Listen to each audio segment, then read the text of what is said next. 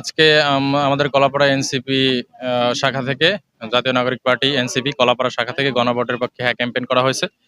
মূলত গণভোট বলতে মানুষের মাঝে এখন একটা সংশয় রয়ে গেছে। গণভোট আসলে কি? এইটা অনেকেই জানে না। যারা গ্রামের সহজ সরল যারা টিভি মিডিয়া থেকে একটু দূরে আছে তারা এই বিষয়টা পরিষ্কার না। তো এক্ষেত্রে আমরা আজকে কলাপাড়ার বেশ কিছু দোকান দোকান এবং মানুষের সাথে কথা বলেছি এবং তাদেরকে আশ্বস্ত করেছি গণভোট হচ্ছে যে বিগত ১৭ বছর আমলে ফ্যাসিস্ট শেখ হাসিনা যে নিয়ম নীতি নিজের মতন করে তৈরি করেছে, এই নিয়মগুলো ভাঙার জন্য এবং নতুন বাংলাদেশ বিনির্মাণের জন্য আমরা বাংলাদেশের সমস্ত রাজনৈতিক দল একসাথে বসে দীর্ঘ ৬ মাস একসাথে বসে আলোচনার পরে বেশ কিছু সিদ্ধান্তে একত্রিত হয়েছি।